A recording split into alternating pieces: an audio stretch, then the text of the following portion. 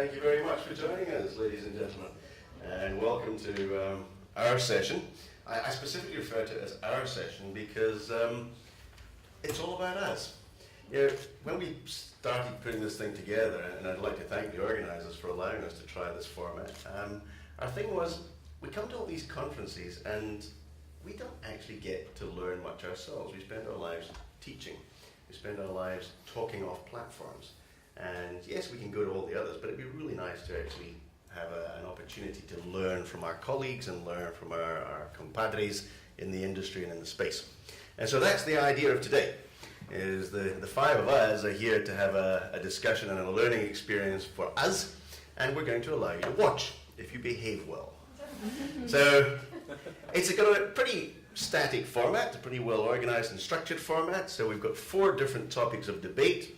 Each of my colleagues is going to propose one of those topics, and it's a bit like high school debate meets WWE. No, seriously. They will be given 3 minutes to propose the topic, and we will then have a 12-minute debate around the topic, and then each of the 4 people will be given 1 minute to sum up. Obviously, one of the hard things in putting something like this together is how to keep control, and so what we've come up with is a couple of serious tools for intervention. And so I'm going to ask one of my colleagues to take this from me. And basically the rules of the game are that when it gets to 1 minute from the end of your 3, you'll get 1 hoot. When you have 30 seconds left, you'll get 2 hoots. And when your time is up, they'll induce a cacophony that gets you to stop. Okay? So that'll get us through the 3-minute slots. And then we'll have the bell, which is to kick you off. And then we have the fart alert over there, which any one of you is quite at liberty to use if you think somebody else is talking for too long. So if anyone tries to hog the platform, then you can take them on for it. So which of you is going to volunteer to be my hooter? There we go. My hooter's girl. You said it, not me. Okay. All right. So, to introduce our 4 guests, Pamela Steele is one of the best-known consultants in the supply chain strengthening space and in public health. I'm always amazed at the dedication that I see coming out of Pamela's communication. She you were talking about IAPHL in the previous session, the International Association of Public Health Logisticians, but it's fascinating to watch, Pamela, just how much time you contribute into those conversations and guiding people. So thank you and welcome. Trip Allport, I think most of you will have seen yesterday. Certainly looking around the room, I think most of you were in that audience. And Trip is the Managing Director of the African Resource Centre, which is the platform for the collaboration of the private sector with the public health space.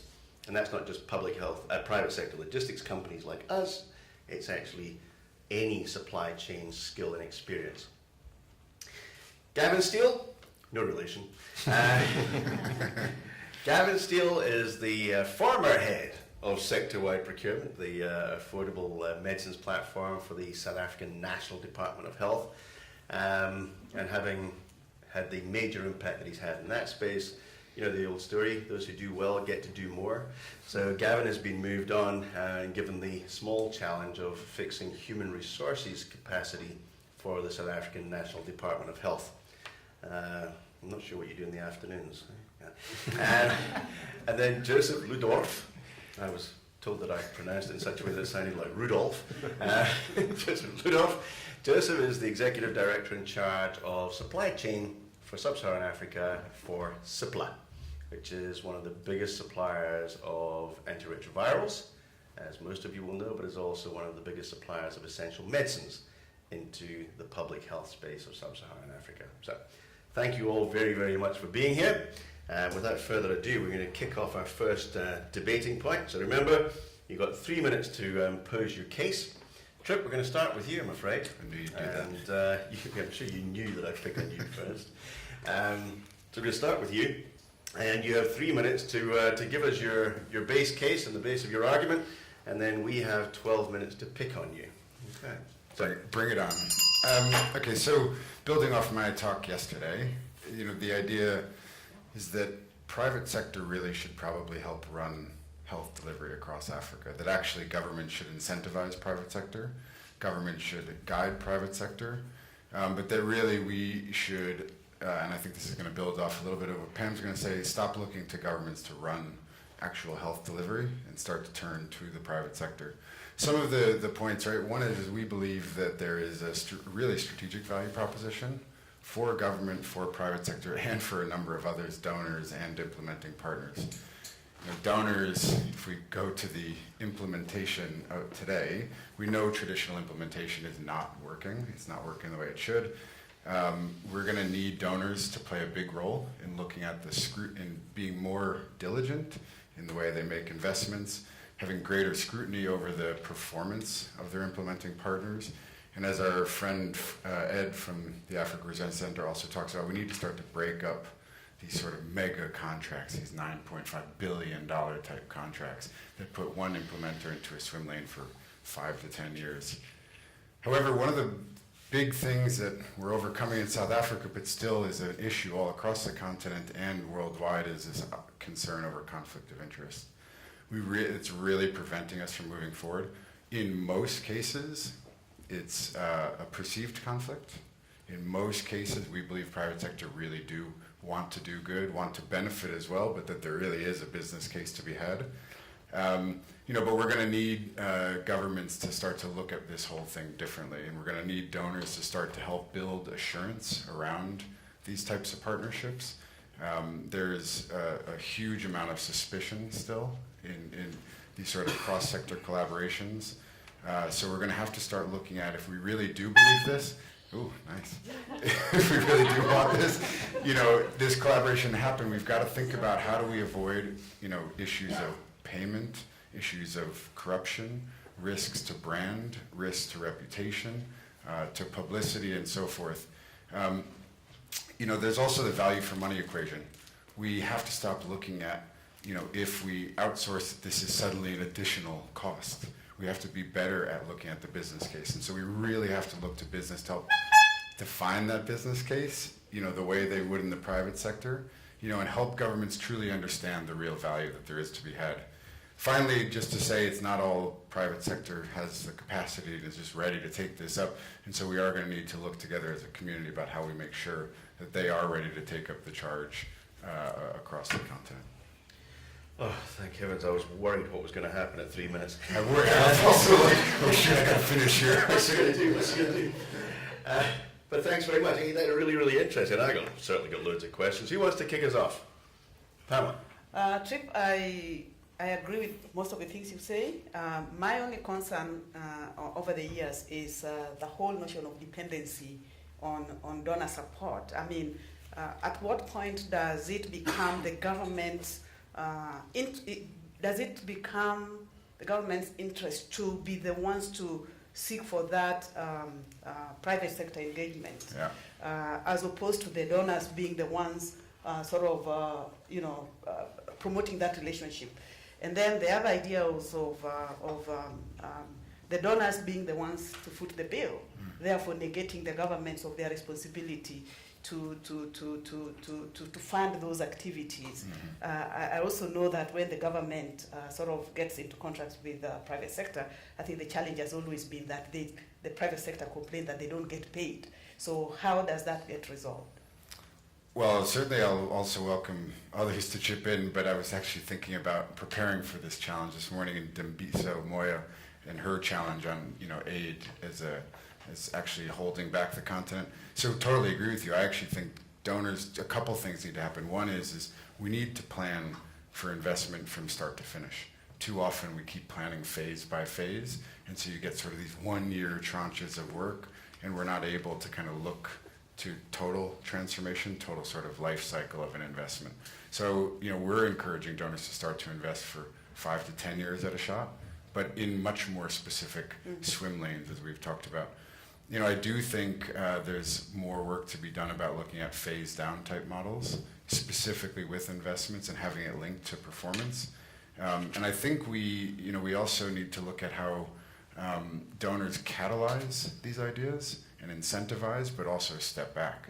You know, and it's not just an innovation. They're doing that kind of thing with drones. That's how M-Pesa was started. You know, very catalytic. I think it was $200,000 investment by DFID that launched M-Pesa. Very good example, but we're going to need to continue to look at how they also pull back and we think about transition from the start. So in other words, when donors come in, they've got to come in with some sort of financial sustainability at the beginning, because they don't always think of sustainability until the time ends and they go away and, you know, everything that they've invested on to fall on the floor. The donor has responsibility for sustainability as much as the government does. I think so. I mean, it's, you wouldn't want to liken this to battle, but it's, you know, continually we got to find ways to get out before we even get in. You know, we've got to be thinking about, somebody made that point on stage as well, that we just don't think about a transition or an exit. And then we're setting up these implementers for failure. I mean, it is a little unfair that we continue to pick on them in some way, though I'm sure we're going to do that robustly today. But if we continue to set up phase by phase and they're incentivized to get more money, many of these groups are you know, profit driven, which is fantastic, but if we don't find a way out, and we haven't agreed that from the start, then really we have no end to this. So I'm going to come in from the government perspective. The biggest issue is, why do we not take ownership? And it's trust. First of all, you have a donor who comes and dictates from an imperialistic perspective. And remember, we've just survived as African continent the ravages of colonization. And now we have a different type of colonization. It's not a physical colonization, it's a fiscal colonization. And we need to be mindful of that, and we need to understand the perspective. So the minute something, if privatization is driven from a donor perspective, we as governments will never trust it. And so it has to actually be driven at a local level. And I think local governments do need to take ownership. And I challenge you to go around the countries and look at these partners, because you must remember there's a donor's perspective and then there's a contractor's perspective. Contractors are not interested in transitioning. And when you look at the work plans of the contractors, you will very rarely see a properly well thought out, with thought leadership transitional plan.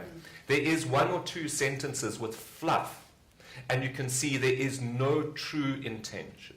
So the donors need to sit a little bit more carefully, but we also as governments in negotiating, you know, I don't know about all other African countries, but the donors don't come into South Africa unless there's a bilateral agreement between ourselves and them. And so there is this perspective that the donors are running wild in the country, but it's not actually the case. I think it's quite often we as government and donors aren't jointly managing the contractors who have a different agenda. Can I chip in? And I agree with you, Gavin, because at the end of the day, for me, this boils back to leadership. You know, that often, I mean, South Africa is fortunate to have strong leadership, but in many other situations, it's the leadership. You know, the government is not on the driver's seat, and therefore someone comes from outside and dictates to you what is good for you, when you should know what is it that you really need, and therefore define the rules of the game. And in that situation, that's why we end up with lack of equal partnership, you know, because we say we are partners, but actually the other one has more power over you to tell you what is it that you're going to do. In terms of contractors, just to come in there, yeah. You know, recently I've had a very acrimonious interaction with one of the big donors, who, you know, I'm used to dealing with one agency of that donor, now I'm dealing with another agency, and they just walked up to me and said, no, we're pulling the plug on this. I said, over my dead body, and you will have no idea around the conflict that went on. So maybe one of the things we should be looking at is saying, how do we create a leadership academy that is not just nice fluffy slides, but teach people negotiation skills, teach people how to be strong and affirmative in terms of their positions, and also make sure that their ministers as well give them that space to express their leadership, because sometimes what happens is the donor goes straight to the political head and then removes the powers of people who are most probably have all of the skills and competencies that they need. And here in South Africa, I mean, you're one of the strongest government clients or government customers that I think the donors have. So we've seen that ability. I think your idea is great, because what we need to do is start also, if we look to Mozambique, if we look to Tanzania, Kenya, they don't have that strength and they are being bullied. I'm looking around trying to figure out what donors are in the room. Oh, there's one. Let me be careful what I say. I would like to say that the donor often trumps the relationship with bullying. Yeah, well, that's a whole other realm. We can get to that. And then they tweet their successes. But we do need to find a way to help governments hold donors to account. And, you know, part of, and I won't say in whole, but part of the Africa Resource Center's role, you know, is to be an advisor alongside many others to governments who's independent, who can challenge. Part of it is bringing the ideas from the continent up. You know, part of this is, I mean, there are notions of government buy-in. I think you were saying, you know, softly kind of get the rubber stamp of various sort of in-country groups. But the reality is we still have investments being made into countries that are discoordinated, are not aligned, that the government is not aware of, and don't link to government strategies. And so we need to start to help governments think about how we pull these together and then push back. And to finish off on your point about contractors not interested in transition, again, that's again back to the fault of the investors, but also the government not demanding a kind of an exit strategy. When you go in, you've got to know how long you're going to go in, what is it that you're going in for, how long you're going to go in to be there, but also what will be your exit strategy, and at what point will you know that you're making some impact, and therefore know when it will be time to start packing and plan to go. But I think also part of it is to give those contractors an idea that the development of a robust supply chain is an iterative model.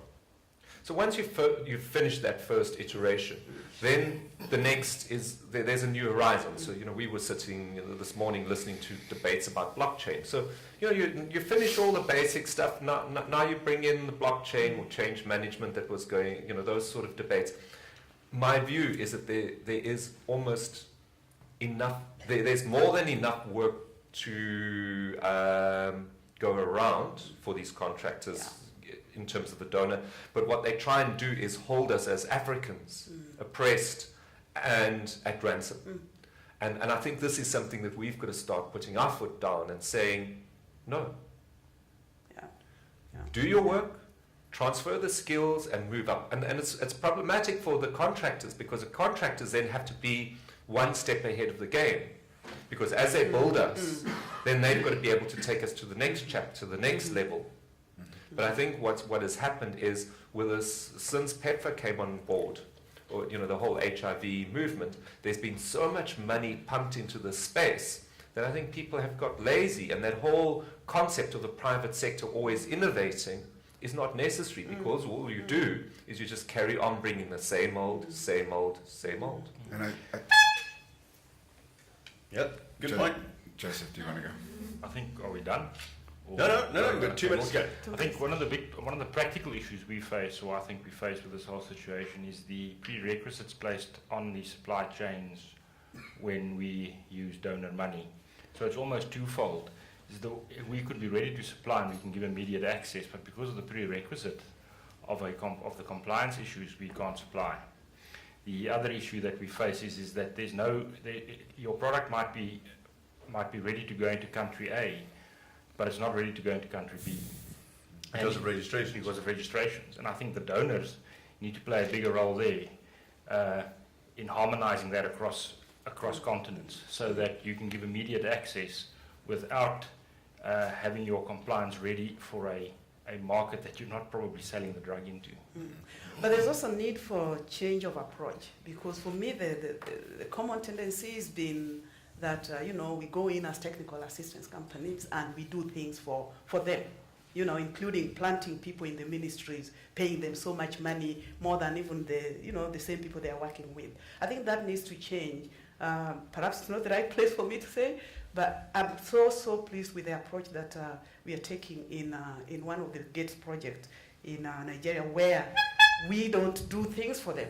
We are just the brain power, making them know what it is that needs to be done. We are there with them in the trench, but they are the ones holding the spade, digging the trench, and ours is to tell them, are you seeing the iceberg? You know, why these decisions are not there, and teaching them to think. And I think that for me has been the sort of game changer, where we know that, if we move out, they'll be able to build their supply chain. Just to pick up, one of our biggest success stories in South Africa is the whole CCMDD program. And it's interesting, it was not driven by a donor. The idea did not come from a donor or a contractor. It was owned by ourselves. And Gates Foundation had someone from a fast-moving goods as our advisor. But we basically walked that walk on our own. The donors came in midstream and helped us get ourselves through the next inflection point. And I think what happens is contractors come in to an African country and assume we know nothing, assume we have no strategies, and then come with these new strategies. And basically you go nowhere, because a contractor then is there for 5 years, you just start achieving something, and then the new contractor comes, and then what happens? You go back down to the get-go, and there's this constant treading on the treadmill. Are we still? All right, no, we're done. That's the first session over. I feel like You we'll see? continue on the next session. It really, I think we were halfway into the next part. But you now have 1 minute each to sum up your thoughts on this topic. Do you want to give us a quick recap on the topic? Yeah, quick And recap. we were kind of close to it. It was about private sector engagement. It only became beating up the donors kind of session. So I think a couple things I heard is, we need to properly put governments, into the seat, hold them accountable, but also help them hold their donors to account. We need to look at new approaches. I think we also need to look at new resources. And, there's an increasing movement. We just had a great meeting with a whole bunch of organizations that aren't coming from major contractors.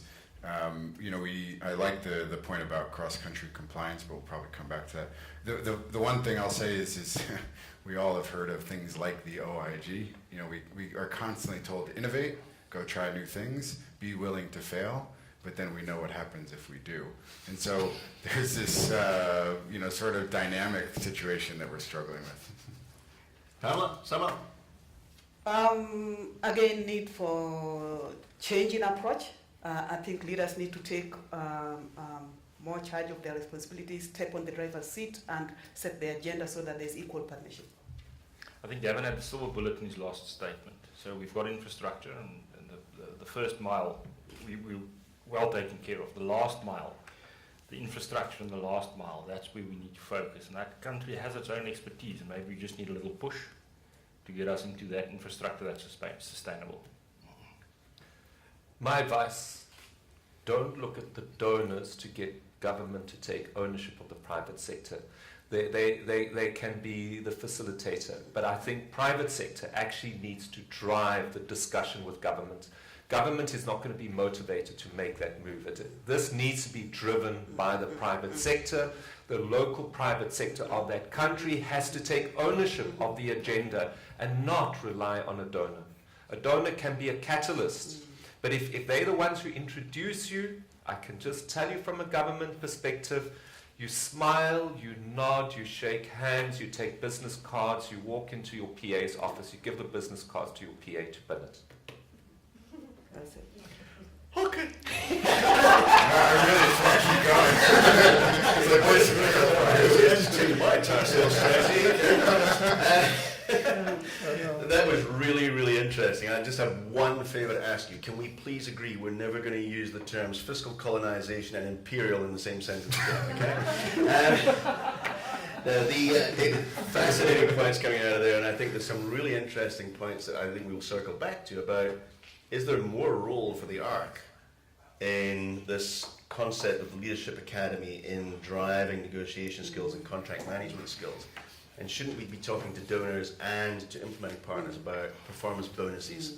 In any major contract that we enter into commercially, we'll have a big bonus at the end that says we achieved the targets, we did what we were required to do, and we're able to get out. And maybe that's where the implementing partner should make their money, is not at the beginning, they should make it at the end. Joseph, I'm going to come to you next, so get yourself ready to go. Topic number 2, start the clock and start the watches, ready to go. Okay, so in 2004, our government started with this ARV treatment program we're also very familiar with. At the moment, we're close on treating 5 million patients every year, every month, I beg your pardon. Started out at about $1,000 a year for ARV treatment, and proud to say, as an industry, we can treat a patient at $75 a year, which is actually quite amazing. So HIV and AIDS become a chronic illness. It's no longer a death sentence. But now the big question, can our price go lower? Can we go below 75? Gavin says yes. Of course. I don't know. I don't know. Is government really playing the role they should be playing? And remember, this is a provocative statement, not necessarily my view. Is government playing the role they are supposed to play in negotiating APIs? 90%, the price of APIs, 90% of a box of ARV medication is taken up by the cost of the ARV, of the API, I beg your pardon. So, can government influence countries like China, where most of the API is produced? Can they do a consolidated negotiation, follow a consolidated negotiation strategy, and negotiate price and procurement for the entire industry in South Africa? It will take that entire unknown price factor that each and every individual manufacturer has to fight on its own off the table, and we would compete on supply chain and production efficiencies. Again, there's a lot of quality issues we face on a batch basis. If the government can take hold of a procurement pool of API, we can reject the batch and immediately have access to the next batch.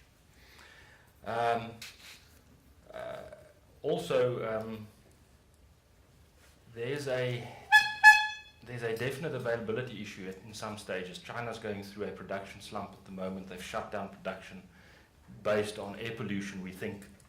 But the net effect is the price will go up.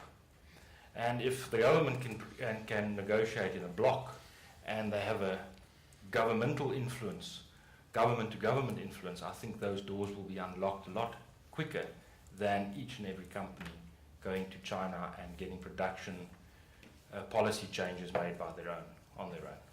So that's basically it. So I've done. You're well inside the line. You got 15 seconds, 20 seconds to go. Okay. So I'll take some of it. Yeah, well, We'll use that up for you. So my first question is, why are we still buying from China? I mean, South Africa with such a developed market, why hasn't South Africa moved into manufacturing? Or is it only China? What of India? Is it branded products? Why not generics? Okay, so three answers, sorry. First one is yes, we do make, Cipla being an Indian company, and many other Indian companies are horizontally integrated, and they do make their own API in India. In SA, we do not have facilities to make API for ARVs yet. We don't have it. It's quite advanced, and you'll probably start off at a higher price than what you can get it out of China or India when you start the process. So that's definitely, someone's got to take the bold step and start that industry in South Africa, as was the case in India, in areas like Badi to the north of the country, where they've got these massive hubs which produces API, similar in China. One of the barriers is that to get an API registered on a dossier could take you up to 36 months, 24 to 36 months. So if you start a dossier with your own API at a higher price, you are stuck with that product, that API, unless you get an approval for an alternative source at a lower price. So one of the things we're petitioning with government with is, on ARVs, give us a 60-day turnaround. They've done it in some cases, but let's get a standard plan rolling to keep us on our feet. The moment you get a South African company registering production of API in SA, you can immediately switch your source to that company. And on the issue of the price, I believe that the SADC region, I mean, why haven't you used the mass, within the region to negotiate better prices based on volumes? Or would that be difficult to distribute across the region? So the problem equals donors. Okay? So unfortunately, the donors do not recognize South Africa as a competent regulatory authority. Let me repeat this, as a competent regulatory authority. Despite South Africa being a PICS member state, despite South Africa sitting on the harmonization panel as an observer, like Australia. But we are treated as Africans as second-grade citizens compared to the Australians. And so the donors drive that. I would happily pool, for example, TEE volumes with Zambia, because they're the only other, unfortunately, SADC country that buys TEE. Unfortunately, the rest use the lamivudine product. So we'd happily pool that. But the donor who buys it in that country, remember in South Africa, it is less than 2% of my volume is bought by donors. So donor influence in this country is irrelevant in terms of how I purchase, but it's big in those other Why is the countries. donor not recognising South Africa as a competent regulatory authority? What's the incentive for them It's to not imperialization, sir.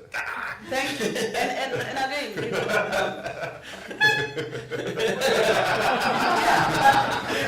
no, seriously, let's be serious. I did look at the whole topic of manufacturing in Africa, and I agree it's huge capital investment. Perhaps there's lack of engineering or skills to go into that direction. But given what we know, why should we not be thinking now of how we'll survive in the future? Because guys are protecting their market. It's business for the artist, market for the, you know, why don't we wake up? Why do we have to wait until, I know of a country in Sudan, Sudan as a country, that because of the 26 years of sanctions, that they did not have a way to communicate or trade with the world, that threat they turned it into an opportunity and developed their own supply market, rather manufacturing market. And today, Sudan supplies to almost 40 countries within sub-Saharan Africa.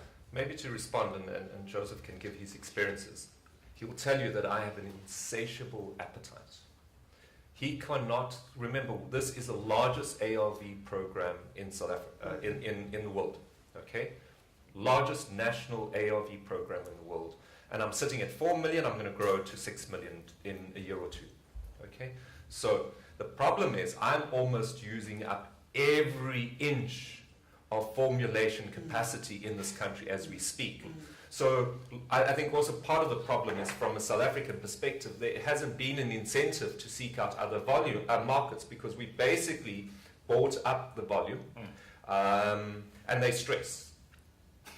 Well, when he sees my number come up, he stresses. So it's because we are growing at such a rate as South Africa. So I think also part of the problem is from their perspective, understanding, you know, remember you've got a machine that can produce between 500 and 600,000 units a month.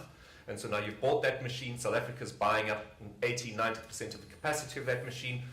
It's a big investment now to buy a second or a third machine to open up new lines, and he can explain the business thing. But quickly, as a private sector, and you spoke about it yesterday, this is an obvious business opportunity. So what is holding back this? invest.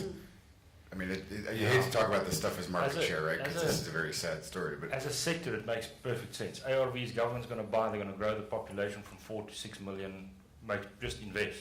But you've got nuances. You've got a product that's on the cusp of being deemed old. Extinction. And you've got a new product coming in.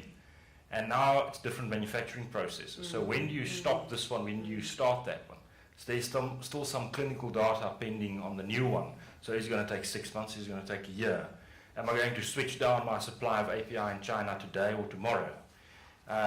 When do I start buying the new API? When do I buy the roll compactor? It's 50 million rand a pop. It's all about timing. And the last thing the SA government wants is for us to say, oops, I got it wrong. I thought you were going to take it up today, so I stopped making the stuff yesterday. It's that whole balancing act. So it's when do you invest, not if you're going to invest. That's where we are. It's an interesting point. I want to pull us back to this API question, because that was your primary theme, is the government actually doing government to government and government pool procurement. And then this straight open communication.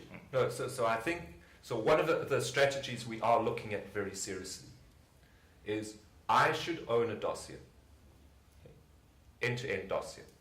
And then I go to market, and I'm not purchasing a product, I'm purchasing formulation capacity. Supply.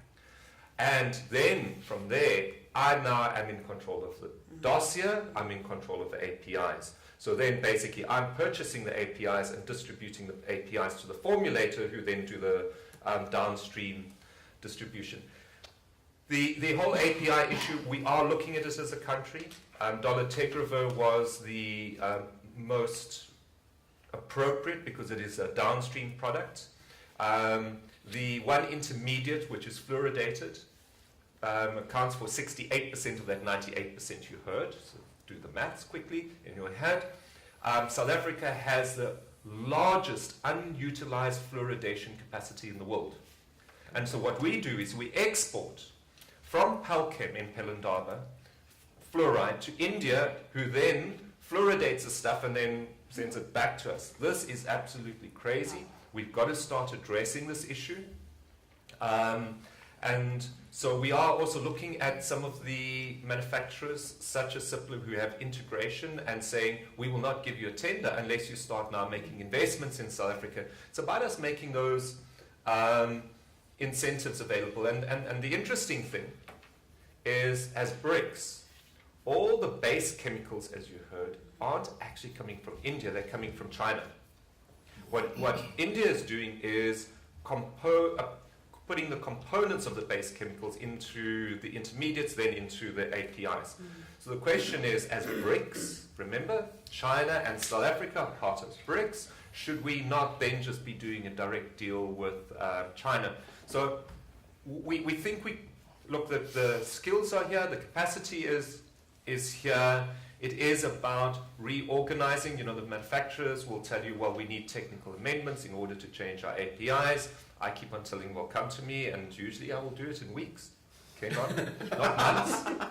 And they get it. Is that a promise? No. Well, I have a track record there.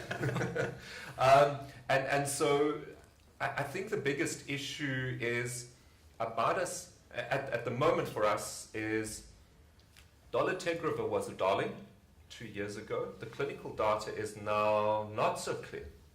Is it safe in pregnancy is now a question. Is the effect size around the CNS ADRs as big as it was in the early clinical trials, or is there no statistical difference? And then there's always that theoretical benefit of a low entry, barrier of resistance entry.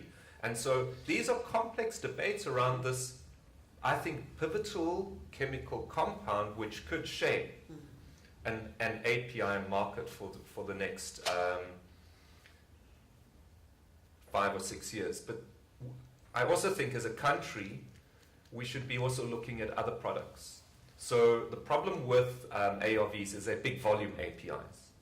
There are other things like family planning, where you can bring in the stuff almost in a suitcase. Because remember, you're talking about micrograms of those. And you can do the API manufacture in South Africa. So again, I think what we've got to look at is, what is our API strategy? And unfortunately, because of the donor perspective, we get driven towards HIV, which might not necessarily be the good point of entry into creating a local API capacity. And the pooled procurement on a regional basis, we keep hearing about it, we keep talking about it. Is there any movement? So I think that... Shall I shut up? No, we've got a minute. I think it's two things. For pooled procurement to work, we need regulatory harmonization, okay? And we don't have that. And remember, it took the EMEA about 15 or 16 years to establish regulatory harmonization. We shouldn't take the same period of time, but we need to get regulatory harmonization up and running. But again, you see, have a look at the donors and the impact that they are having in terms of building regulatory agencies off on divergent pathways as opposed to convergent pathways. So in my mind, I think that pooled procurement is basically a pipe dream until we sort out the whole issue of regulatory harmonization. As South Africa, we also need to be careful because we are seen as the next imperialism country on the African continent. So we can't be driving this issue because it would be seen that we are driving the interests of our local industry to gain market share. Okay, so as a country, we take a bit of a backseat in terms of the pool procurement debate, but I think the big issue is one of regulatory harmonization. Trip, sum up for this topic? I mean, one part which maybe we bring back in is, as you mentioned, if we can sort out these issues, and I'm by far the expert on these ones, is competing on supply chain efficiency. So we might want to come back on the role of private sector if these are sorted. How can we look to the farm industry to provide, even stronger availability at the final mile? Like the topic of local manufacturing and value add here, not sending it abroad and coming back. Those are a couple. Pamela? I think it's sad that lives are tied to donor support as opposed to leaders taking responsibility of their population's health, and therefore leaving it in someone's hand. And therefore, you're tied to that. I think perhaps African leaders need to wake up to look, take more responsibility of their own people's population, but also the need for regulatory. I think I agree with your position that you may be seen as the stronger one, and therefore you want to get things for your own advantage. But perhaps there's need for some African leaders within the SADC to take lead with advancing this discussion of speeding the regulatory framework for pool procurement. A real concept of country ownership, local leadership ownership. Yeah. So the South African situation is between 78 and 85%, depending on how the manufacturers are performing, of ARVs used in this country are actually produced locally. And many of our big volume items are actually formulated in South Africa. One of the things that I think we should be looking at is also understanding the value add in the supply chain. And so one of the things that I was very controversial when I addressed on behalf of the Minister of the Local Manufacturers Association, I said that I think it is a sin for us to import paper from India. So at the very least, the packaging should be happening in South Africa. That is how you start local production. I think sometimes what we do is we try and go too fancy too quick, and if we just get all the GMP systems in place for repackaging, so basically it all comes as a bulk in a big tub and gets put into boxes, and the package insert gets put in there, and you use local printers, you use local paper, you are building your local industry, and definitely ensure that the last mile is done by an African company as opposed to a foreign national company, and then build the capacity from that end back. Make no mistake, India and China is in it for profit. And businesses negotiate with each other based on their power base. It's 14 suppliers at max in South Africa, ARV drug makers, maybe 7 or 8 big API drug makers. So if government, and these few people touch 6 million lives in South Africa every month. So the power base can be shifted completely in the favor of South Africa if it's a government-to-government negotiation, small group of people. It's not a massive coordination that's required. And then that question of leadership. Getting the right people in the room to have the right conversations, and then getting leadership to stand up and drive the agenda. Yeah. Pamela, we're coming to you next. Right. I'm not going to use the word colonization, but my motion is that the old traditional way of government managing healthcare supply chain does not work. The central medical stores have outlived their use. They should be disbanded. Obviously, governments are responsible for the health of their nations. They are stewards for the health of the nation. They are responsible for policy, for regulation, and ensuring that medicine is available for the people. But that does not mean that they should manage the supply chain. I've seen some wonderful things in 2 countries, in Kenya, in Sudan. I'm not mentioning South Africa because South Africa is more advanced, but I'm talking of countries in sub-Saharan Africa, which are self-sustaining. What I'm driving here is that first and foremost, I'm a businesswoman. And when I think of setting up something new, I think I take the business mindset. So I think governments need to approach this differently, and I'm not saying that the owners, it should be the government, to create parastatals, authorities or agencies that are in charge of supply chain, set up some supply chain centers for excellence, which are responsible not even for distribution, or rather storage, but mainly procurement, managing the demand, setting up contracts with suppliers and managing those supplier relationships, but not involved with counting the boxes in the warehouse. That can be left with the supplier through either vendor-managed inventory system or warehouse-less operation. Those supply chains should be led by leaders, supply chain professionals,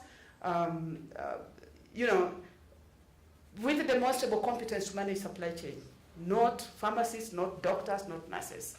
And dare I say that perhaps they should be led by women. Okay. Men have got the time, and what men can do better, men can do better. I'll try it now, why not? There you go.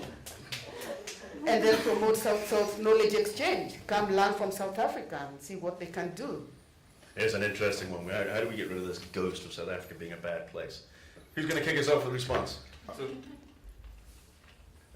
I think your topic is a difficult one for the four of us, because I think we all agree.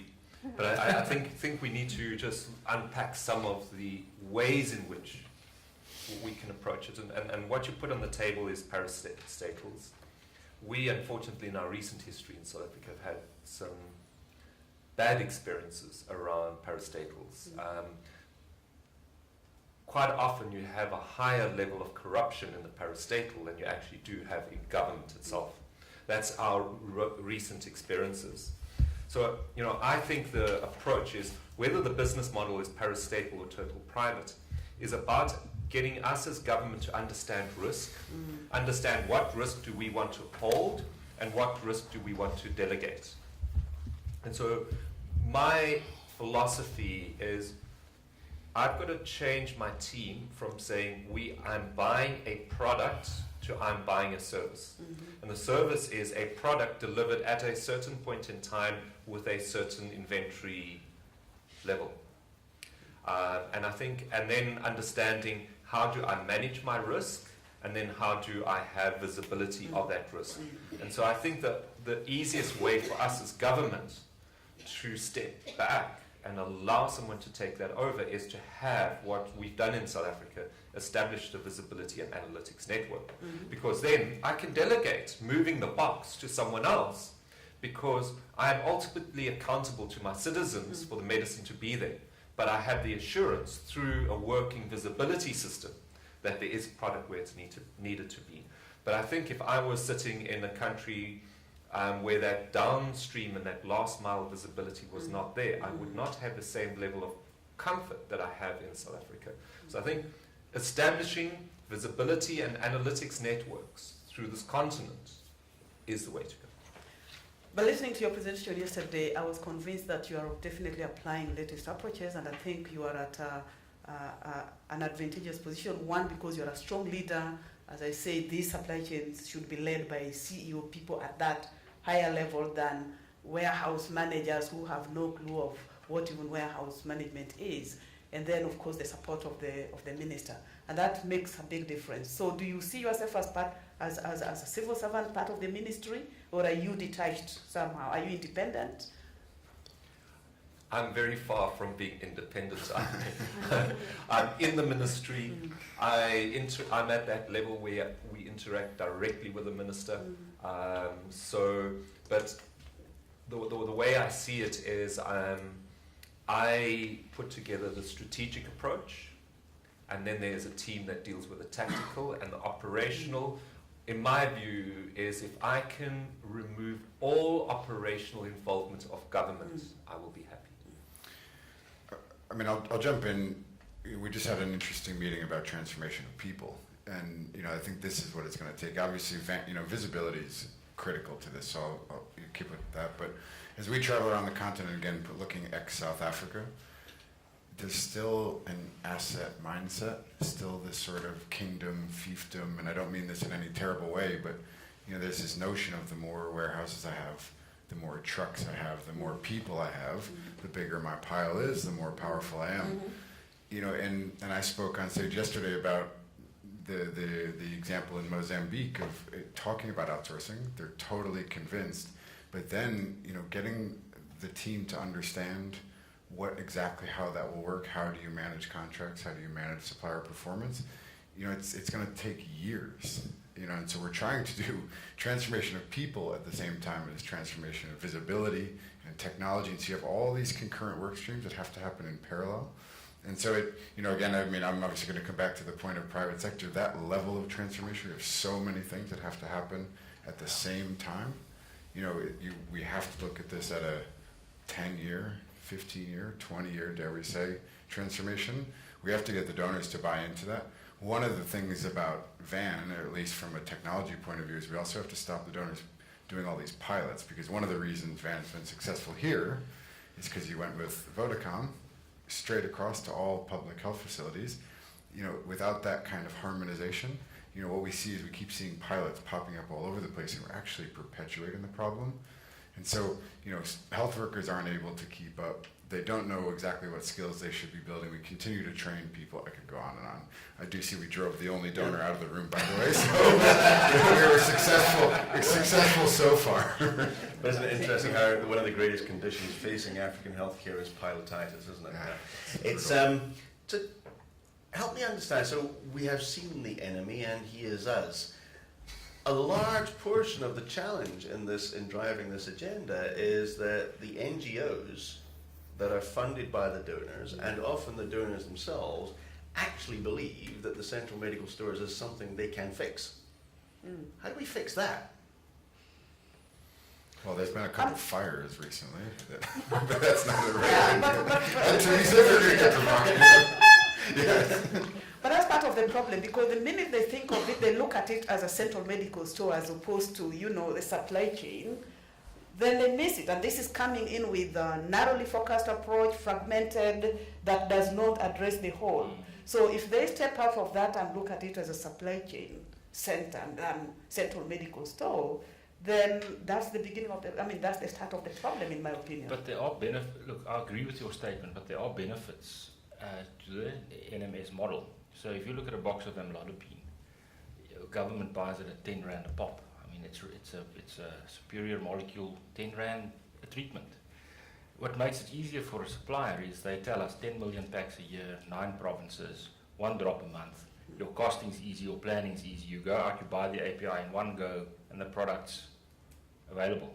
What we've got to do, you go from this model to drone door-to-door deliveries tomorrow, or what would worry me if I'm a government is how do I go from something I know, the devil I know, what do I go to? How will they trust the public sector or the private sector to not have a go at them when it comes to price? Because it's a different ballgame. So it's something you've got to have your strategy clear. Government's got to know what they want. They've got to know who they're going to partner with, and they've got to take it step by step. This thing can explode in their faces very quickly.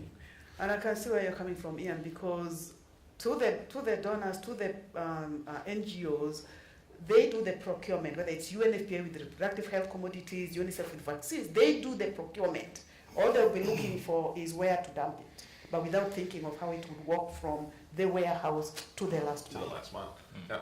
So the change management in my mind has to be through the value chain. Joseph will tell you that's a competitor of his. When I said I'm introducing visibility and analytics network and contract management, he stood up and said, this is impossible and it will never happen. So that's from the private sector. The only way to deal with distribution of medicines is via depots. So it's not just the mindset of us as government. It is also sometimes the upstream suppliers that need to be managed. And I can imagine from their perspective, it is, here is something that's changing. Is this a change that's here to stay, or is this another pilot? because I've got to invest. Now, if I invest in the supply chain and my investment is just seeking in, I'm not getting return on investment yet, and now some new consultant flies in and changes the thing, where's my return on investment on that? So again, I think that we've got to also create a little bit more certainty. And there is a yellow book. There is a yellow book. It is called Managing Drug Supply.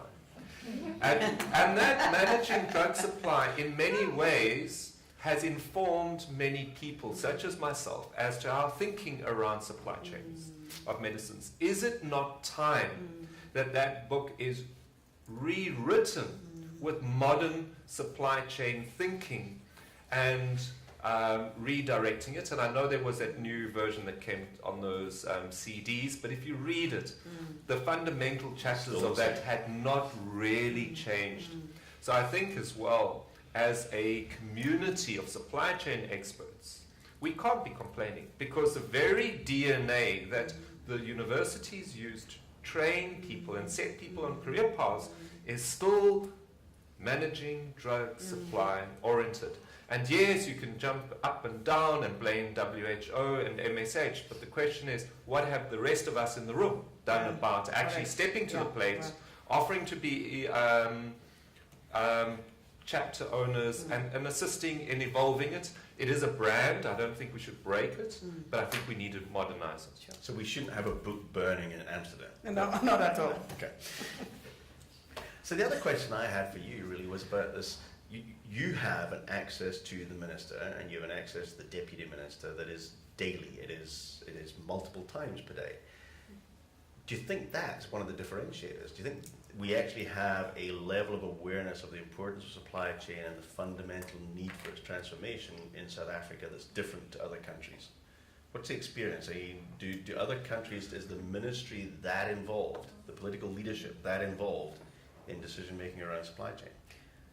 Not in many countries that I've been to. In many cases, they are oftentimes so aloof. But where you find even few leaders who come in on the mandate of change, that they lack the people with supply chain knowledge to support them. You know, your minister is fortunate because you speak the supply chain language, and therefore you can provide him with the information he needs for decision making. Many times you find that the leaders themselves, either they are not interested, or where they want to bring change, they don't have that support. As I said, in many countries, it's central medical stores, and there are people who only know how to bring it in, dump it there, lock the door, and then let it out, but not supply chain mindset. I certainly don't want to go to the implementing partners as a solution, but if we've set up the world's largest implementing partner group, a $9.5 billion contract that's going to go for years in every single country, with 60, 80, 100 consultants in a country, we better think about how to influence them, because we're not going to get governments to shift their skills overnight. We're not going to fly in more consultants. In fact, that's a bad idea. So we, and yet we're in many countries, they're over there, and then we've got all these other things running, and no wonder governments are confused, right? They're hearing the traditional way. They've got the yellow book on the desk. They've got different consultants coming in, drones flying overhead, trucks going out. Pharmacists kind of. Some of us saying outsource while the other, the other donors buying more trucks. I mean, it is unfair what we're doing to donors, or to governments, I'm sorry, in terms of not giving them a consistent message, a long-term roadmap. That's the consistency point, is we've got to be consistent in the advice we're giving, yet then we just change consulting groups and away we go again.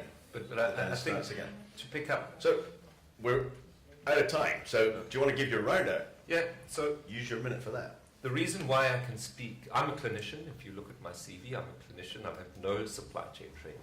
But the reason why I can articulate the supply chain narrative and I understand the supply chain dynamic is I was very fortunate when I took office that I had good, proper, honest technical assistance from ARC in the form of a gentleman called Martin.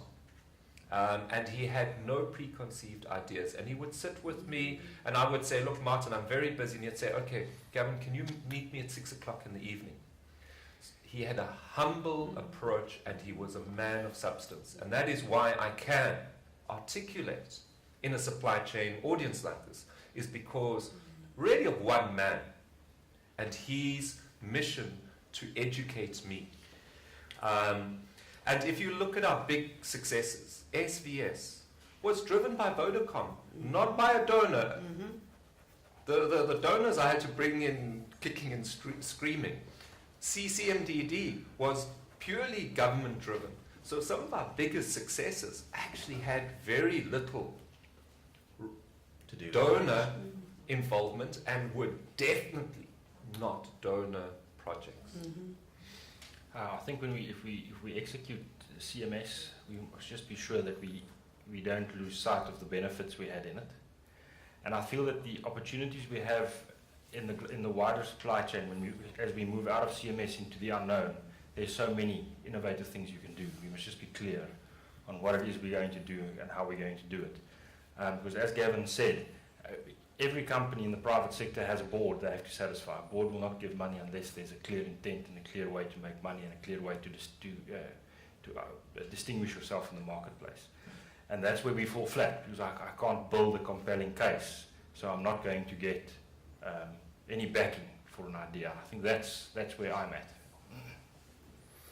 I'm thrilled to hear Martin played such an influential role. I mean, I think we just need to continue to do that. We need to continue to provide independent experts who can spend that time, folks who come in with that private sector background, who don't come in with preconceived notions that the CMS is the way to go and we're just going to fix it, no problem. So, you know, that's a great point, and we'll see what else we can continue to source and provide in terms of alternate and independent resources, ones who are not there to win another contract. Central medical stores are not supply chain centers. If we want change, that change has to be driven by the country, need for leadership, but change that is through the value chain using the visual analytics as you have equally demonstrated. I just think this unbiased view thing is invaluable. And if you look at what the African Resource Centre did there, for those of you who were not aware, Martin Muir was seconded from P&G, right? He was a supply chain specialist, is a supply chain specialist, spent 2 years in the space with no vested interest other than making a difference. And at the end of the 2 years, he's gone back and taken on a new role in a senior leadership position within P&G's supply chain unit. So that independence and unbiased view was so much more valuable than any of the implementing organizations could ever have delivered. Yeah? And part of this leadership academy thing, I mean, I think we should also think about how do we go as a collective back to private sector and ask for more of that.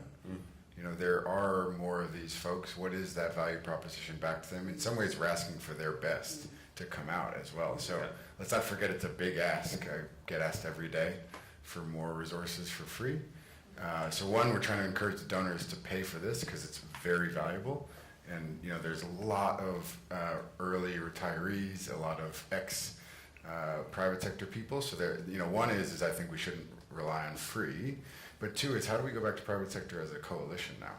Instead of, you know, all of you know ARC is a startup. It's a little thing. So we're going around banging on every door we can. But if we started going and saying, here's government, here's donor, here's private sector together, I think they'd see the value even bigger. So something for us to think about within this leadership concept. All right, so we're into our fourth session. I don't know about anybody else, but it's gone quickly for me. So, Gavin, I know you're probably the biggest risk we've got. Yeah. 3 minute line, so I'm going to put the clock right in front of you, and you're good to go. Good. So the point that I'm putting on the table is that I feel that as Africa, we need to move away from a paper-based supply chain system. So my view is within the next 3 years, I think it is conceivable that we can move medicines through the entire value chain without using paper.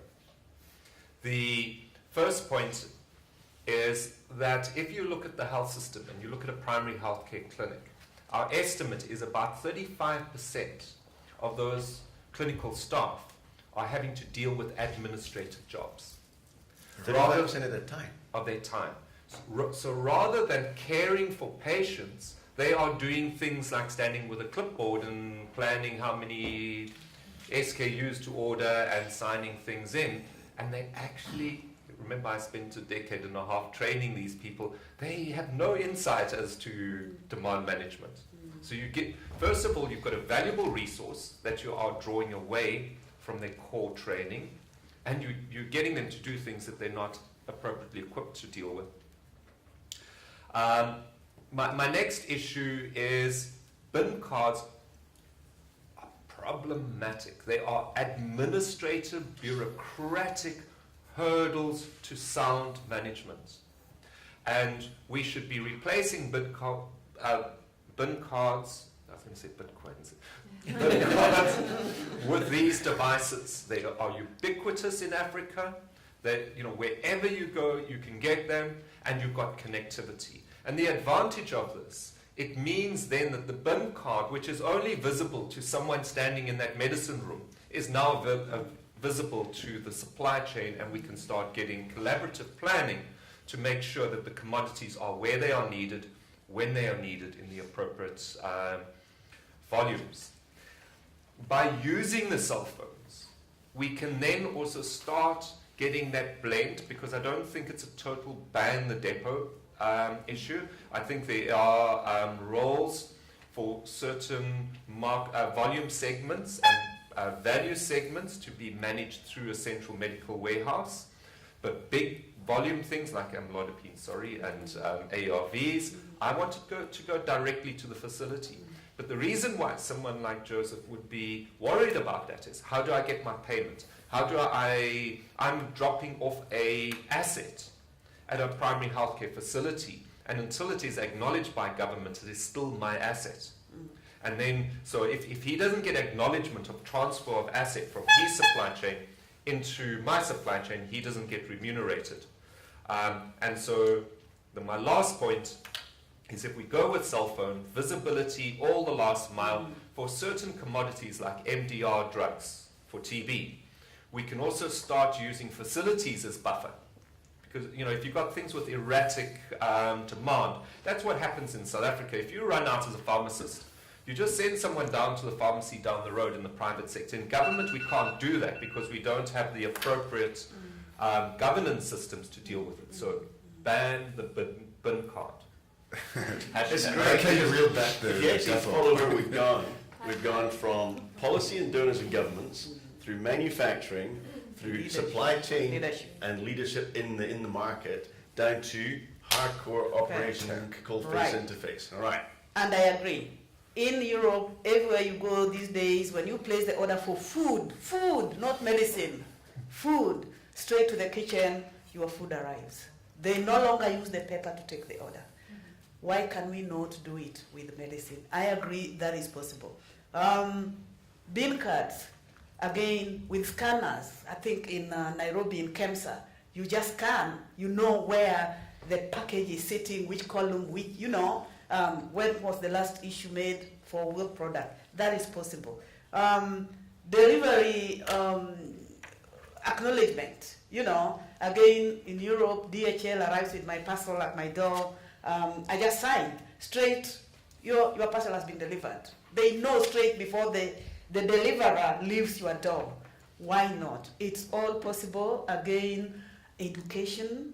I think we need a business case. We need to educate our own, start with your locality and see, maybe pilot in some, not wholesome, but it needs a change in mindset, because these are things that will save so much of our time, reduce cost, but also increase visibility real time. We've talked a bit about, you know, why don't we take this SVS solution abroad? Why don't we take it somewhere else? Again, this was an earlier point. I think the part of the success of it, I'm not as close to the detail, is the scale. Is that it was a scaled shot, and it wasn't multiple pilots being set up that then you have to integrate, and you have all these other issues that come out of that. One of the issues, I mean, again, dealing with the donors, I love coming back to the donors, it's so easy. But is there concern about, and governments in some of these countries are concerned about picking one provider? They're very afraid of saying, in most of these countries, we've talked about bringing Vodafone technology, and it could be any other. They're afraid of saying, yeah, every health clinic, they're afraid of, will they get trapped by the private sector? So that fear point that I brought up earlier. Donors, have this whole thing about we need to create an inclusive market and get everyone involved. So there's a real challenge with achieving what has been achieved here in South Africa that way, and otherwise we're going to continue to see all these pilots. Just to pick up one point. So maybe to respond to that, yeah. Just so people understand the mechanism.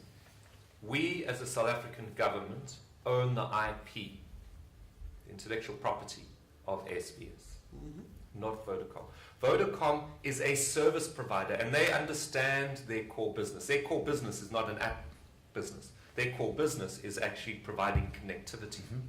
And so basically, the way the whole thing is structured, if tomorrow another Cell C or MTN comes with a better value proposition, we will change it over. Yeah. And we as government have a contract at the moment. Vodacom is the sole service provider. The way I've set up the business model, if in 3 years' time, I think is when the Vodacom contract comes to an end, it is the next one, there will be seamless changeover. The data resides on my servers that I own, no one else's. So it's about you understanding. That's why I say I think part of the problem is government officials have not been taught this notion of understanding risk, identifying risk, and deciding what do I want to own and what do I want to now hand out. Yeah. So you've got to understand that. And I think the problem is, from an outsider perspective, when you hear that we developed it using Vodacom, they actually don't understand the business model. Yeah. Well, I'm just quickly to agree, and we understand it. Ian and I have spent a lot of time talking about this as well. The problem is the donors don't understand it. Like, they are the buyers for this stuff. In most of these countries, they are the buyers, and we have gone to Geneva separately and together and had these conversations. And so there's that issue, is getting donors. Again, it's, purchasing from London, Seattle, New York, Washington, Geneva. You have to invest the time, and so we might need, again, maybe this is Leadership Academy, but more advocates like you, not to explain the technology or the business model or even the business case. That other point of it always looks like an additional cost. If it reduces 35% admin, you don't have to do the math, but maybe we do. But we need someone who can advocate for this to both governments and donors in the language that they use, because it's not getting across. It seems really obvious to those of us who come from private sector, to be honest. It's also about putting together business cases. And this is quite often the problem with pilots, is that they look at the technical aspect, but they don't understand it. As a government official, I have to go to National Treasury to get investment, just like Joseph has to go to a board. I go to National Treasury, and we have what we call a 10 by 10, which is because of our federal system. So without empowering me with this business case, and so I've sat recently with this CCMDD, and it took us about 6 months. We will save from a small investment 6.5 billion rand. Because you must remember, cost of employment in a health business, whether it's private or public sector, is between 80 and 90% of your time. So if you take that 35%, I'm not going to be able to erode that full 35%. But even if I reduce it by 5%, I have my investment case. I agree. Yeah. One of the things that's interesting, if you look at Coke or Unilever or Procter & Gamble, they don't ask all of their 700,000 retailers to sit even with a cell phone and punch in stock. And so there's also opportunity to innovate in process before we say, let's roll out this whole system. So, again, we could go and talk to our friends, but they do not ask every single kiosk person. They want that person focused on selling product. And so, they're using all sorts of other ways. There is innovation in tech, but again, you go around and you look at kind of last mile distribution in private sector, it's still some very, very simple stuff. So I'm not saying get away from tech, but we need to stop asking every health worker to sit there and bang in to a phone So I'm smiling, and we looked at that because Nelson Mandela raised the issue. He said, why can you go to the darkest corners of Africa and find beer or Coke? The problem is that model, the person who's going to do the merchandising will merchandise Coca-Cola products, but will not merchandise, let's say, Pepsi products. And so we train them to take them off the shelves. So part of the problem is the nature of the pharmaceutical industry and how we fundamentally, and I just have to state this, and not necessarily for good reasons, fundamentally distrust the pharma industry. The generics are seen as good guys. The branded guys are seen as being problematic. And so there is a certain culture in the medicine availability cycle, and there is a tension, unfortunately, because of a long history. If you heard my presentation, I was going a long way. Pharma, by the way, is where all the branded drug companies put money in. I was going a long way into introducing track and trace. Suddenly, they just have a small disagreement with how South Africa is wording, utilizing all of the TRIPS flexibilities in an international treaty, and they pull the funding. Now, you do that to me once in my career. Yeah. You do that once in my career and never again. And so unfortunately, if we had to have people from ministries in the same sort of space as me, you will hear similar horror stories from them. The other issue which I think we have to start changing in Africa, I know I'm going to get myself into trouble, but anyway, I guess I should. It's about time. Turn that off for a minute. Is we unfortunately take people from regulatory positions and put them into managing the medicine supply chain. Okay? I have 20 years experience as a regulator, and you heard it coming up when I was discussing the API issues and those sort of things. I don't think as regulators we are necessarily the right people to run supply chains, because we have a certain risk aversion which is not needed in a supply chain.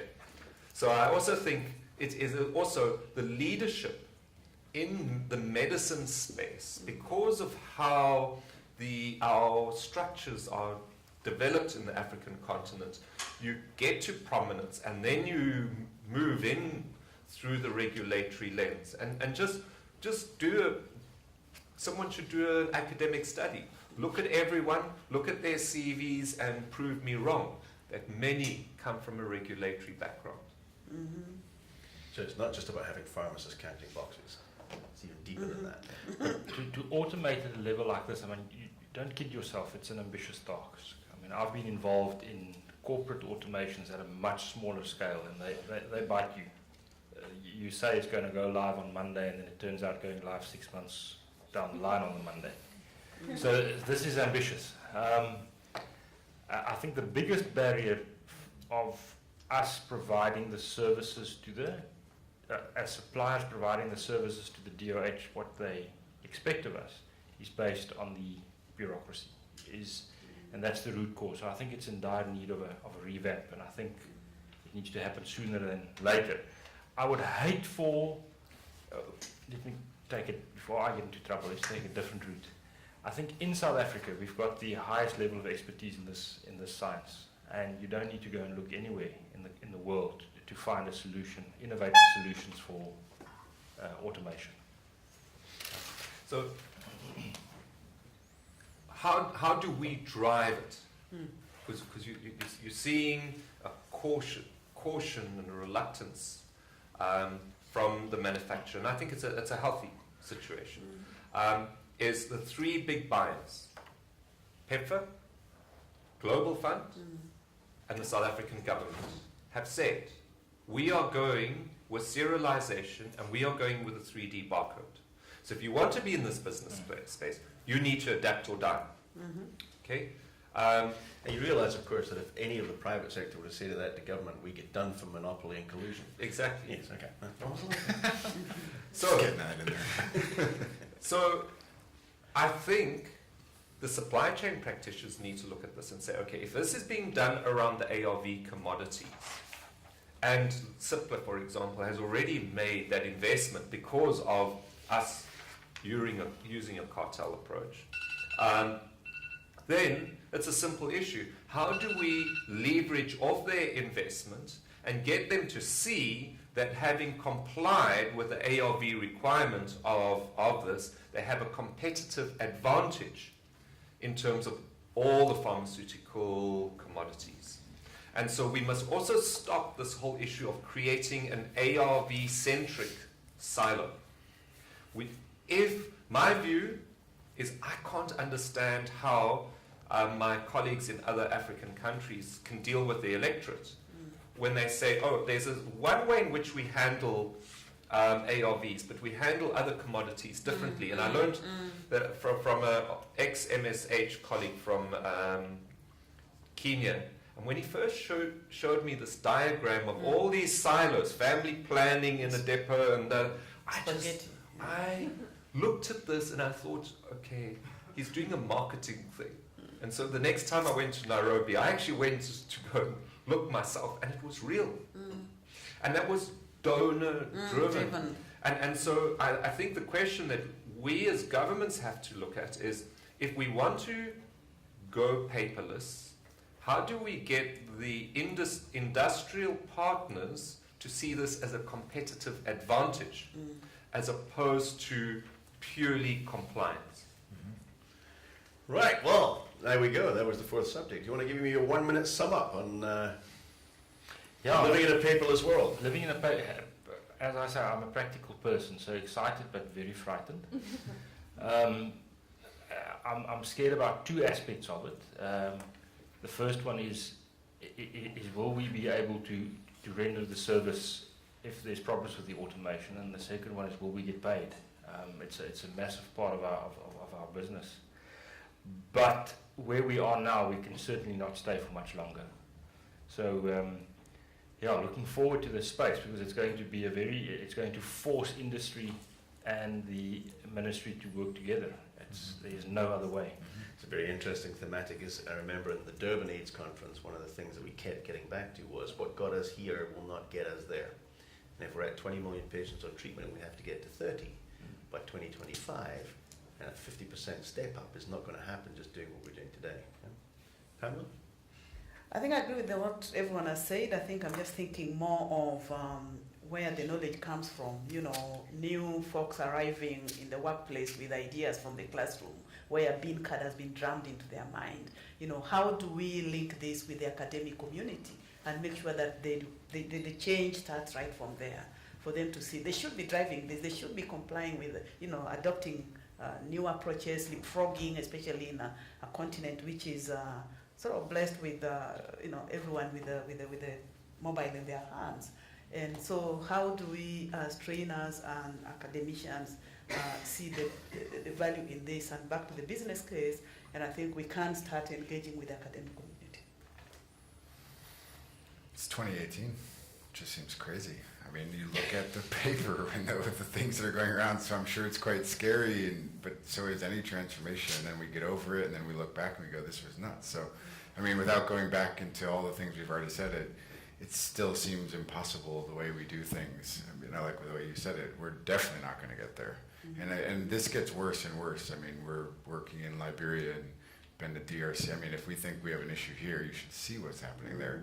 And so there's fear of change, but wow, we should be really afraid of not changing. So I'm a sportsman, and one of the sports I do is swimming. And this time of the year, you stand on the edge of the pool. It's a little cold, and you look at that water, and there's trepidation. But within 2 minutes of hitting that water, and you forget. It's great once you're in. And so I think part of the problem is that as a collective, we are having that minute's hesitation that I have when I'm standing on the edge of the pool in winter, and looking at this water and thinking, do I really want to jump into this water? I think once we're in it, as Tripp said, just it is a logical extension of where we have evolved as human beings. And I just see no way in which we can continue with the way we're working. So you don't get off completely scot-free. There's no such thing as a free lunch. And even though Is we there don't lunch? feed you, we're going to come to you for questions. We did intentionally plan the session so that there was time for questions from the floor at the end. But I just want to say thank you to the team. It's been a superb debate. I've got about 100 ideas that I want to go and actually explore and play with. Hey, the big resonating themes for me, this risk aversion of the environment. The risk aversion is a responsibility and an accountability for patient care. So it's not a place where we can actually just go and take risk willy-nilly, but it is an intrinsically risk-averse environment, because all the way from the manufacturer who doesn't want to risk investment or risk loss of sales or risk providing product and not getting paid, all the way through to the donor who doesn't want to get called to Congress to come and testify for why a program is running at a low on-time and full rate, right? So nobody wants failure in this. There's no incentivization that says it's okay to try stuff if it's at risk of failure. The other thing is this massive theme that kept coming back again and again about mistrust. And that mistrust is not just the mistrust of the private sector versus the government sector. I didn't expect to get the level of donor bashing that we got into, but that's fine. The implementing partner mistrust, I think, is a really interesting one. How do we align incentives for those implementing partners to actually deliver on getting themselves out of jobs? We're asking the turkeys to vote for Thanksgiving every time we write one of these contracts, aren't we? And then the mistrust of service providers. But then this thing of change management, right? And if we would never embark on this level of driving change in our businesses without building an aggressive strategy around change management that was out there pushing the idea, pushing the concepts to get people's heads to the right space. Maybe we need to take that learning into what we're trying to do and understand that it's from manufacturers through governments, through donors, through implementing partners. It's everyone in the chain that's going to be scared of change management.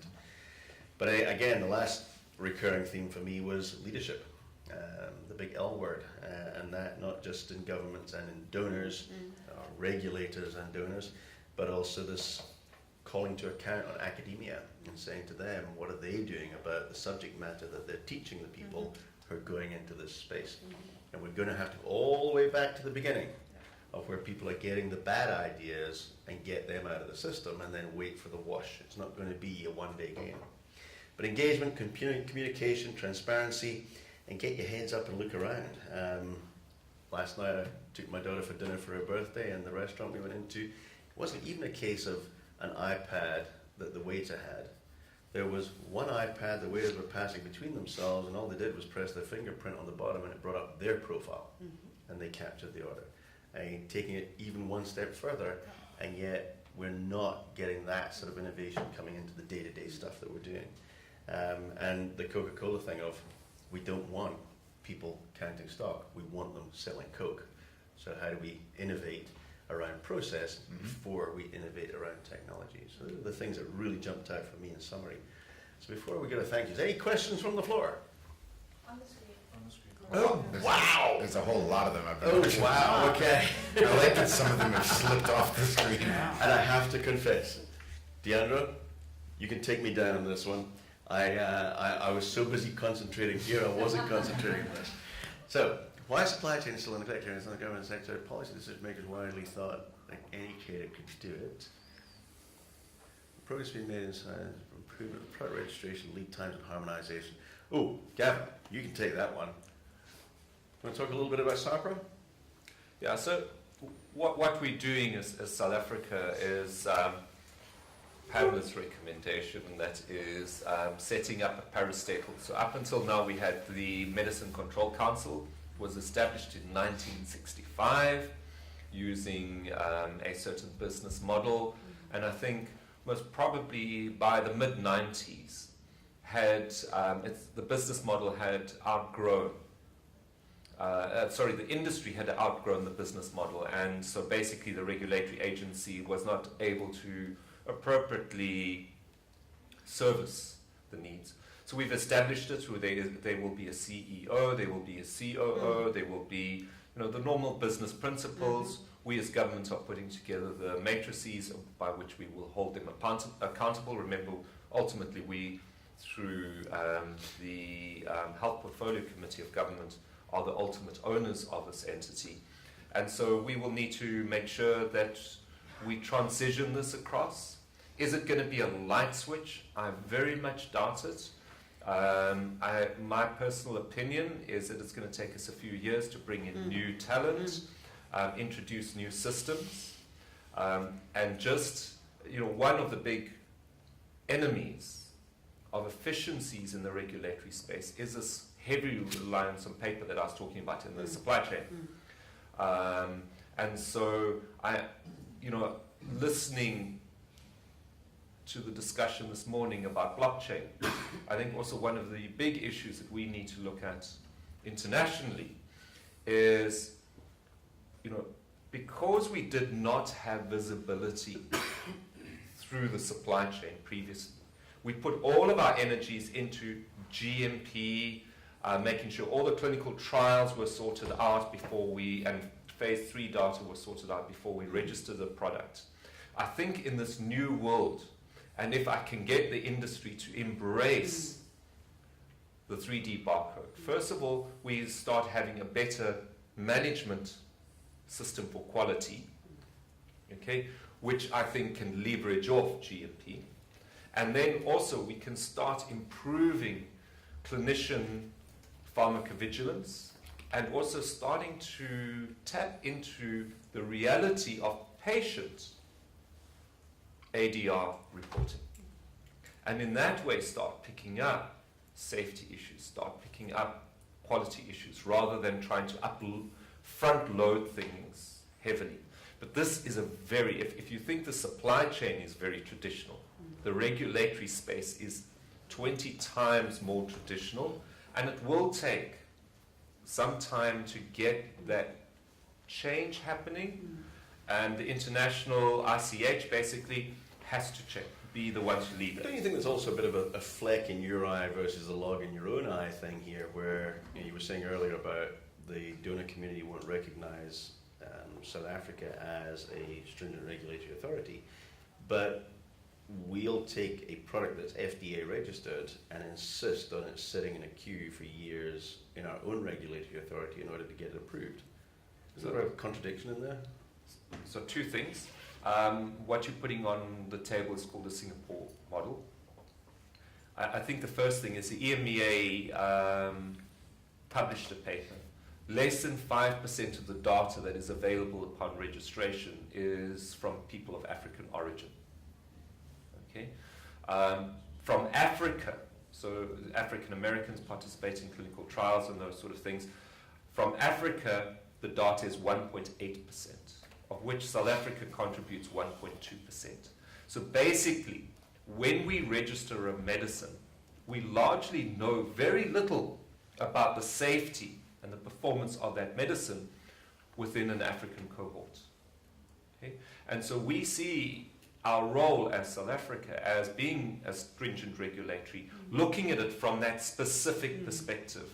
And unfortunately, I'm not at liberty to disclose examples where we have picked up important and significant data that had not been uncovered by our Eurocentric colleagues. Okay? And that's why, as well, you'll see an important role player in that ICH. So there's a value for an African regulatory authority, but not necessarily for 52 of them. Well, that we were talking about the importance of harmonization, and South Africa has signed up to the harmonization. I don't think we have it. But very good that you're already on that track of parastatal system. So again, Kenya and Sudan have their own experience that they can learn about their semi-autonomous structure that I think is progressing very well. I think that point that I just read it, but I went back and read it again. Why is the supply chain a neglected area in some government health sector? Because the policy and decision makers didn't understand it. Actually segues quite nicely into the other one about the lack of supply chain professionals in the healthcare business. It's actually not just in the public health business, is it? How many true supply chain professionals are there in the pharmaceutical manufacturing space? No, it's basically, as Gavin said, you come from a regulatory background or a clinical background, and you almost do supply chain as a side job. Mhm. We've now started as a company to employ industrial engineers and true supply chain professionals, and it makes a difference. So I've sat down with companies and said, I want to speak to your supply chain people. And they bring me a pharmacist, and I say, okay, I no disrespect, I'm looking for your supply chain person. And let me tell you, I think that maybe as government we've got more supply chain expertise. And so this notion that this is just purely a government problem is misplaced. You're going to, I almost know where you're going to answer on this one, but why does South African Treasury do procurement cycles annually, RFPs out in the middle of year, suppliers, no room for new drugs in the interim, for example, dolutegravir? So you heard from my colleague from CIPLA talking about how we managed to bring down the price of ARVs from something which even as a middle class South African one would not have been able to afford to something which is now totally affordable at the scale we have. So what we do as government is we use our volume. We have massive volumes. I'm the largest purchaser. I buy for 84% of the population. CIPLA ignores me at their own peril. They ignore me at my own peril. So I have purchasing power. For the person who put that up understands economic 101. Once you've understood that, I will explain how I use cycles.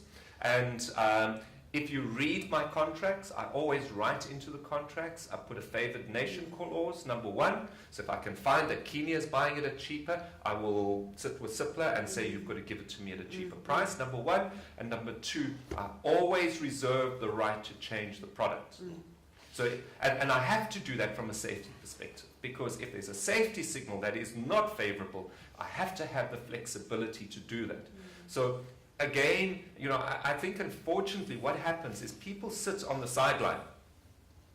I'm going to use a rugby analogy, which is really bad for a white male South African. But it's very easy to sit on the sidelines of a rugby match and shout and everything. But when you're on the field, it's a very different game. And I think, unfortunately, many people sit as spectators and aren't prepared to roll up their sleeves and actually get skin in the game. And the reason why I say that is, when I put posts out there, all the people who are very vocal do not put their hand up and say, by the way, I'm applying for this job. It's an interesting one, because there are a whole bunch of nuances that are written into these contracts that I think are not seen at the top end of the procurement process. And we're both very much aware of those nuances and what they mean. Trip, how often do all the key industry role players and stakeholders meet to track the progress, rocks on the road of the common healthcare goal? So obviously the answer is not often enough, but You took it. That was my answer. Is there a way to fix that? Is there a way that a role for you guys in fixing that? Yeah, that is definitely part of the role of ARC. It's in select countries we've started helping to set up or better facilitate these sort of donor-government meetings, especially the donor-to-donor meetings, just literally getting them to start understanding how their various investments are coming into country. How often, it's tough to say how often that should happen. It probably varies greatly by country, but what we are seeing is, and I could tell some stories I probably shouldn't, but in some of these countries where you look at how, two of the biggest donors in the world come together, haphazardly, just because they happen to be in town, meet and don't have an agenda, haven't thought through what they're going to discuss, don't have visibility of their various investments, talk over each other, frankly get annoyed, leave the room and continue doing the way they're doing things. And so part of this is actually quite basic level of facilitation that we're hoping to bring. Again, some of these are very low-hanging fruits. I bet you for some of the people in this room, it's absolutely shocking to even hear what is happening. But we're not on the same pitch, but from time to time you step onto this pitch, you go, I can't believe this, we just need a coordinator. Somebody can get these guys together monthly, quarterly, whatever it is, and go, what did we talk about last time? What were the actions we agreed? Have you followed up? It's really what we've called below the line facilitation. So ARC is not just going to be an enzymatic, they're going to be the referee. Well, that might be above the line, by the way, until you get into the big P politics kind of thing. So I think I was waiting for Trip to share the experience. So what we did, and this again was driven by Martin, sitting with me and observing. He said, Gavin, you are being confused by your contractors and your donors. So we set up a governance system. Once a quarter, I did have support from ARC, but they then took my expert and he's gone off. But anyway. You have another one there. Once a quarter, we sit with Global Fund, we sit with PEPFAR, we sit, so USAID, we sit with CDC, we sit with whoever is funding this space. We agree what are we going to do. And first of all, what I did is I said, no donor will work in my space unless they sign up to work according to my blueprint. They can tell me what of my blueprint they're going to do, but no contractor is going to tell me what I want to do. Correct. Okay? Correct. And so that's it. They study it. They come back and they say, okay, my ideas in terms of implementation of what you want is this. Once a month, the contractors meet with the director and they go through progress, and every 2 weeks, the project plans are presented to government and we measure performance. So what have I introduced as government is a funny thing, but I've introduced performance management of contractors, sponsored by donors. And that was an activity largely driven by ARC. I'm moving it not only from the pharmaceutical end, I'm now moving it into the human resources for health end, and I'm sure the donors are most probably not going to be very happy with me doing that, because again, what it does is it also holds the donors accountable for the bilateral agreements which we've entered into as two governments. It's amazing. The implementing partners hate it. No wonder why, because it's for the first time they have to show progress. They have to show impact. And the donors have to show it. This is the gold standard here. We are trying to replicate this. I was thinking of much further afield, West African countries, where, I mean, we just need to actually get these people together. Literally sometimes for the first time, which is frightening. We got 5 minutes left, so I'm going to take the last two questions, one to Joseph, one to Pamela. We need to improve the supplied volumes. The goal is common and the impact is beneficial for the nation. Why isn't the risk shared and taken? Manufacturers don't take risk. I think we do. We take serious risk if we get it wrong. So the contracts that Gavin spoke of is there to protect himself. Obviously, he's got to hedge his risks. And if we make an assumption, we get that assumption wrong, and we are stuck with 50 million rands worth of stock, we take the hit.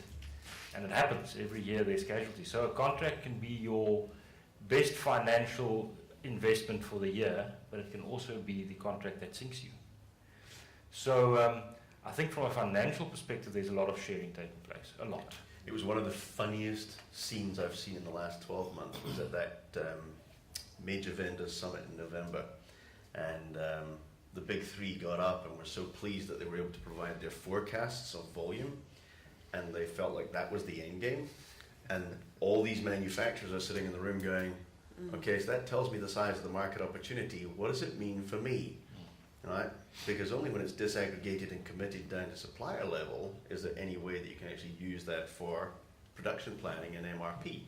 But all it gives you is the size of the prize, right? And there's that dislocation still between a lot of the structures and the manufacturers in terms of where the risk lies. Pamela, the last one. Building skills is only part of the challenge. How do we shift mindsets and culture to incentivize and performance-based policies and employment practices within government environments?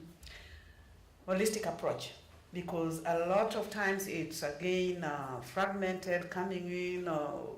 I think we need to start with the theory of change, and I think today the people that developed the theory of change, we need to go in, and especially with your organization that is now moving into sort of a parastatal setup, need to bring in a theory of change for workforce development, so that you don't incentivize non-performers, or you don't incentivize people who have the right attitude, but they don't have the skills. It's got to be looked at holistically, from organization structure to policies to procedures to job descriptions to skills development, and then you set up performance measures.